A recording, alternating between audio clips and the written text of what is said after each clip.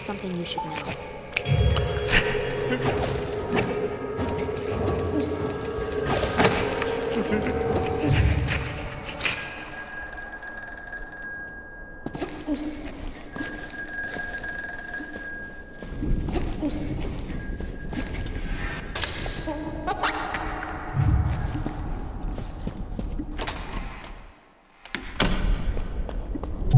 $999 million. Dr. Smiles, he's been spending.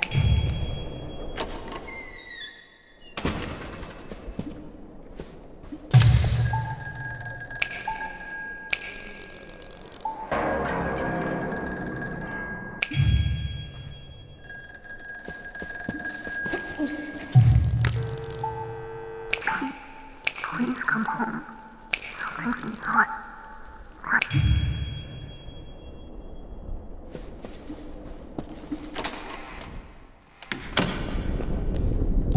$999. I know Red Wing. Oh, it will have been next week. Dr. Smiles, he's been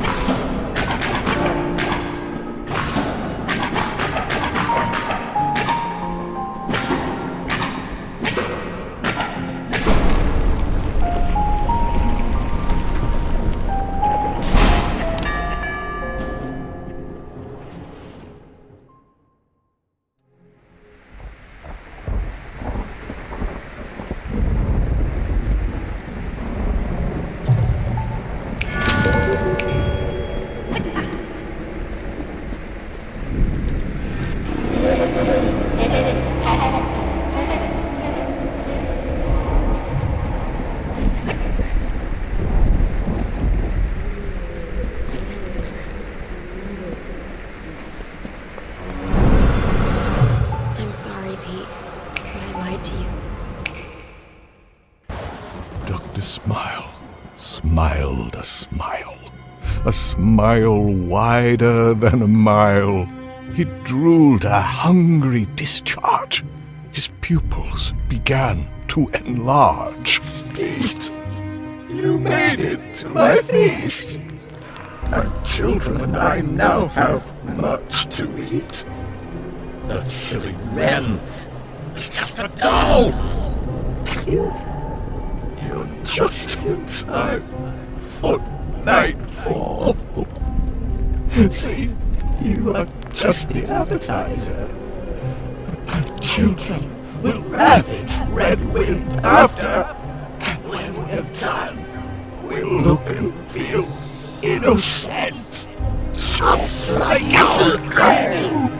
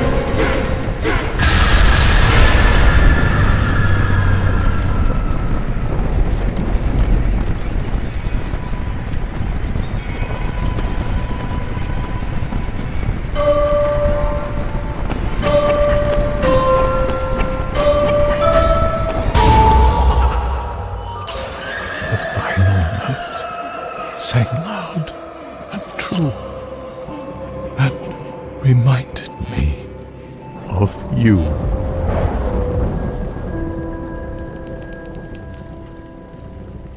I'm sorry, Ren. I missed your call. I'm sorry that I wasn't there at all.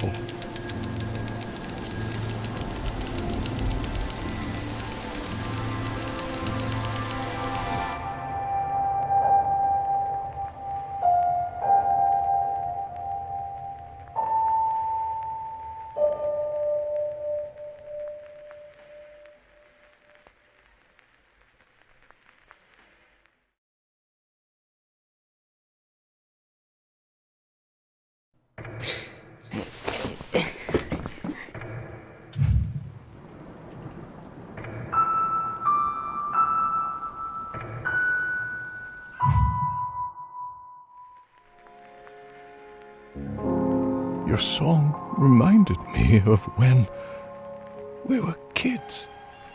Just me and Ren.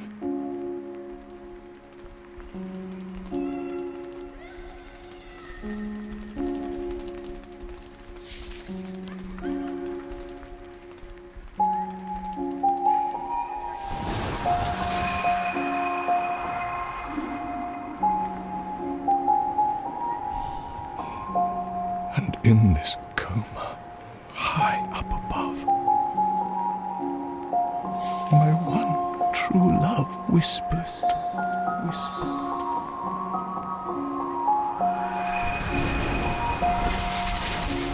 Wake up.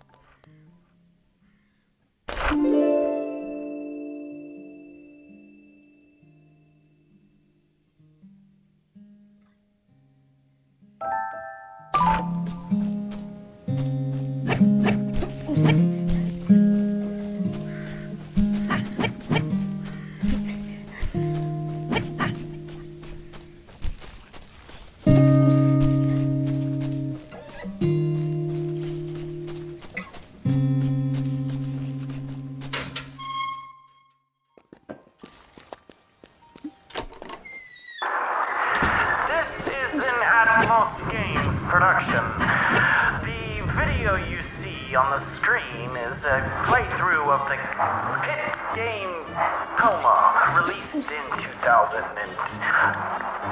when was it, 8 or 9? 2009. The game was created by Thomas Brush as an 18-year-old boy in the South area of the United States of America, of the world of United Peoples. This game was created using Flash and was 15 minutes long. It went viral and 8 million people played the game. Thomas Brush felt so good about himself that he decided to make games because he loved making this game and it made him famous. At least he thought it did, but really it didn't because it went viral. It doesn't really matter. It's just a Flash game. Thomas Brush decided to recreate this game and call it Once Upon a Coma. Technically, this game you just played was a sequel, but Thomas Brush decided he was going to remake the entire thing. Thomas Brush utilized the Kickstarter community, which Kickstarter is really a community of wonderful, like-minded, generous individuals willing to support the game. The names you see on this screen are people who supported the game at an exponentially expensive rate. Thomas Brush was proud and excited and grateful of these people who supported this game. What you see on screen is an example of true ambition, of true enjoyment of the creative arts. In this game, it's a little bit different than the actual game. What? I'll speed it up, okay? Jeez, I'm crow, there's a lot to cover. Just hold on.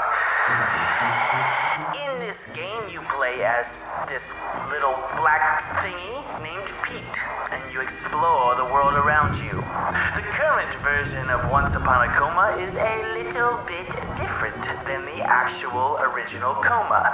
The character himself is no longer a black bean, but you'll notice that some of the side quests are the same. For example, collecting a hook or a needle of some kind to pop the boy caught in the well is something that is repeated in both games. Running across the field, seeing the flowers, seeing the grass, seeing the flags, seeing the sky, seeing the fireflies is all part of the experience for both versions of the game. Jumping on top of things that look quite like a male organ is also part of this experience. Now, as you can see right here, that we are stabbing Simeon and popping the well, and this actually takes you down below the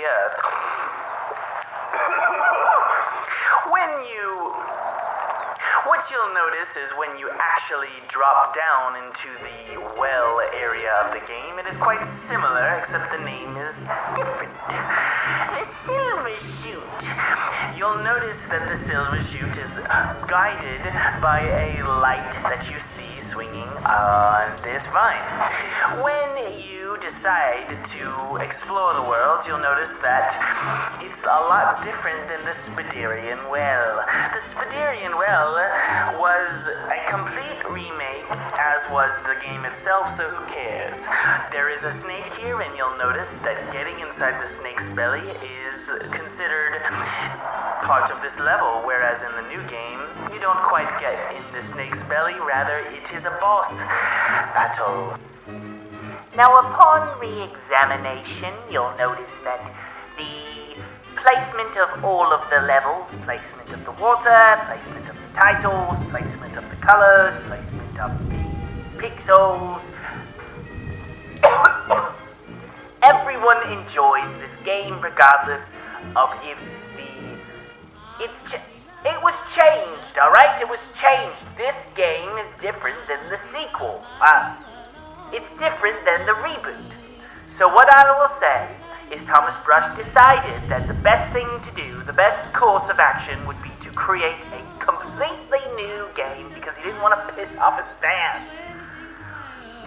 Running to the right here, you'll notice that the Shill Bend area is similar to the Neverwood Woods. Shill Bend is named differently, obviously, than Neverwood. The Neverwood title is completely different than Shill Bend. If you have a problem with it, you can go and, just take a breather. There are some interesting aspects to this version of the game that make me wonder if I actually made the right... I'm sorry, I'm speaking in first person here. There are some things that Thomas Brush considers that he probably should have put in the remake of the game, for example, this trampoline.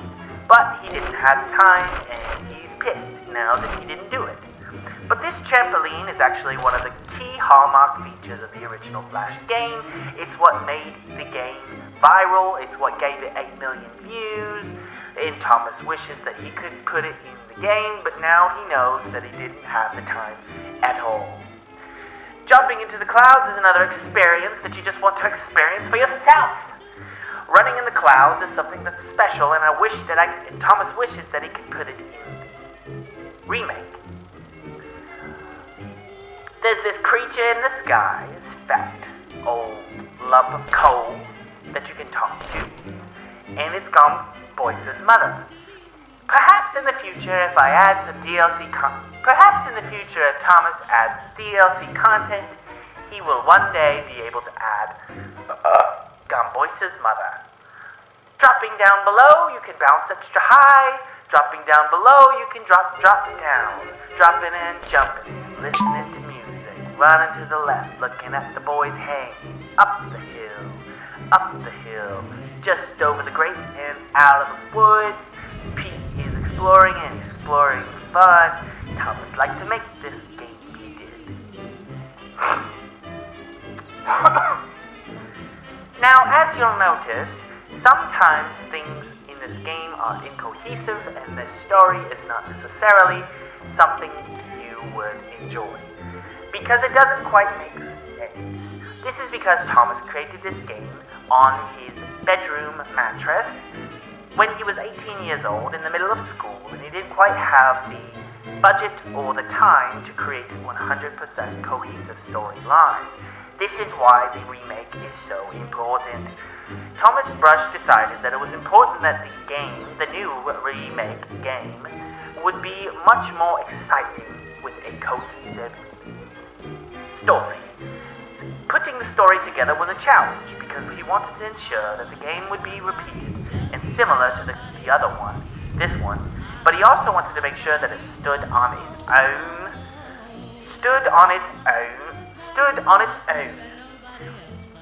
Although there are plenty of things that are similar about this game, for example, the characters of Gamboisa, John, and Pete, there is plenty that is new that allows the story to grow and flourish into a story about childhood. This game, not necessarily, is about childhood. Now, as you can see, we are coming up on the ending of the game. You'll notice there is very little boss fight, there is actually no action, there is nothing that you'll see in this game that is remotely similar to the new game, and that's because Thomas couldn't take it. He couldn't handle the fact that this game made no sense. He couldn't handle the fact that he was remaking a 10-year-old game. He's different, he's new, he's not the same. I'm a different person. I am not who you thought I was. Everybody keeps telling me to make the game the way it was, but it's not. I'm in charge. This is an Atmos Games production. The video you see on the screen is a playthrough of the